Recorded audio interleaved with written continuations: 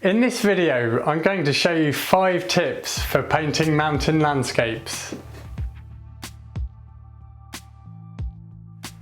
Hi everyone, Sam here. Thanks for joining me. In this video, I'm going to show you 5 tips for painting mountain landscapes. And mountains are a great subject to paint, especially if you're a beginner, as it helps you to get your head around colours and values in the landscape. If you like this video, be sure to give it a thumbs up and hit that subscribe button. And also be sure to have a look at the written notes that accompany this video. I've put the link in the description below. Anyway, I hope you enjoy the video. Now, for anyone that's been watching my YouTube channel for a while will know that I love to paint landscapes, and I especially love painting mountains. Mountains are actually a great subject to paint if you're a beginner. With bold shapes, epic height and interesting lighting effects, painting mountains are an excellent subject to paint. If you're new to landscape painting, then mountains are actually a great way of learning about values and colour saturation and how to create atmospheric depth within your paintings. Recently I completed this large painting of a mountain valley in southern New Zealand. And for anyone that's been following my artwork for a while will know that I love painting this mountain valley. This location in Fiordland National Park has already been a feature of a couple of my YouTube videos already. Now, whenever I paint a landscape, especially a large painting, I always learn something from it, and this painting was no exception. So, without further ado, here's 5 tips for painting mountains.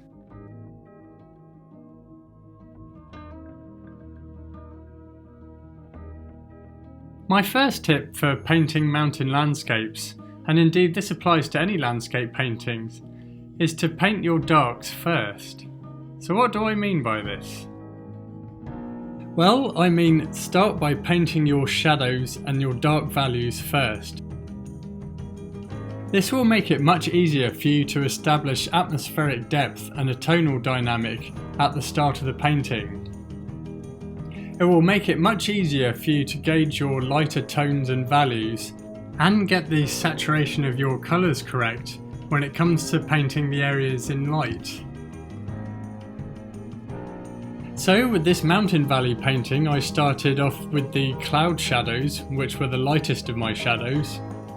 Then I painted the shadows in the distant mountains, which are darker than the cloud shadows.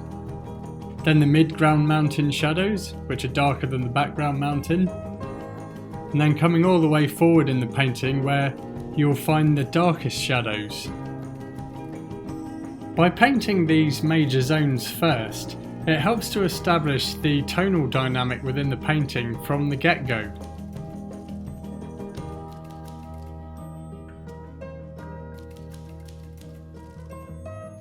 Tip number 2 is to use common colours. So what I mean by this is trying to use similar colours throughout the painting. By doing so, you're more likely to achieve colour harmony, which means your painting will read well and look pleasing to the viewer.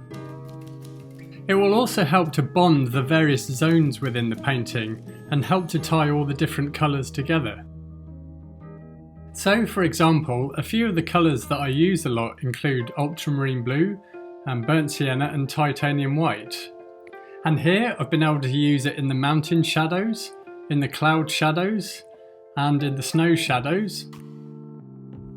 And then also in the mountain faces that are in sunlight. I've even used these colours for mixing the greens for the grass and trees in the foreground. Using a limited palette can also help to achieve colour harmony in your painting.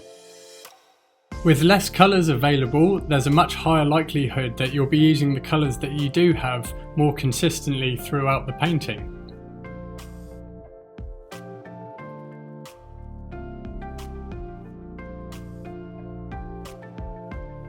Composition is an important aspect of any landscape painting if you want to create harmony within it.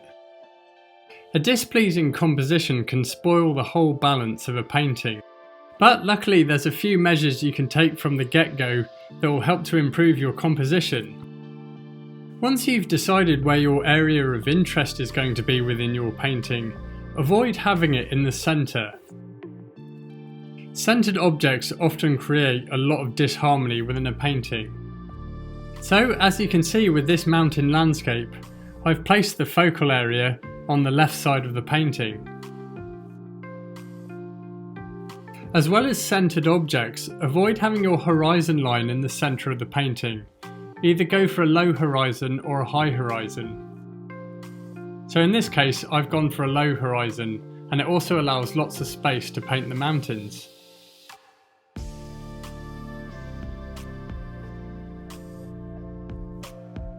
Mountains are naturally bold, impressive and dramatic, so why not create this in your painting?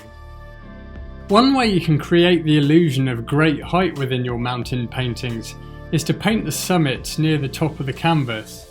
But make sure that you still leave a gap to paint some sky there. You don't want it too close to the top. You can see here in this painting that I've still left a gap between the top of the mountain and the edge of the canvas. Lighting effects also help to create drama within a mountain landscape. The sharp contrast between areas of light and dark help to create tension within your painting. As a rule of thumb, mountains generally look best if they're painted either 3/4 in light or 3/4 in shadow. I painted the mountains in this artwork 3/4 in shadow.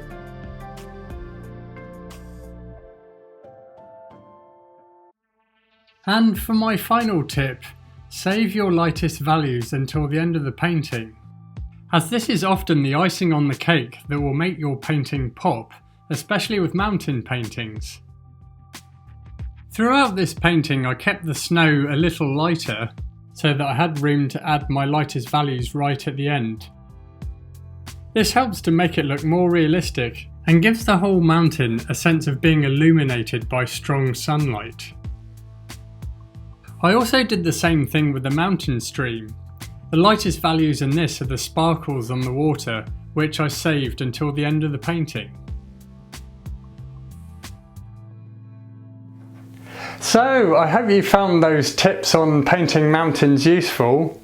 And if you like this video, I've just released my first full-length tutorial video on painting a mountain landscape, which is available from my website at samuelearp.com. I've put the link in the description below. And now I'm going to show you the trailer for the Painting a Mountain Valley video. In this video I show you a methodology for painting a successful landscape from start to finish, which includes creating the composition, designing the painting in a sketchbook, painting a study, and then an in-depth step-by-step process of painting the final artwork. As we go through the painting process, I show you colour mixing principles made easy, how I mix the colours on my palette, how to create colour harmony and a painting that reads well, and how to use values to create real depth in your paintings.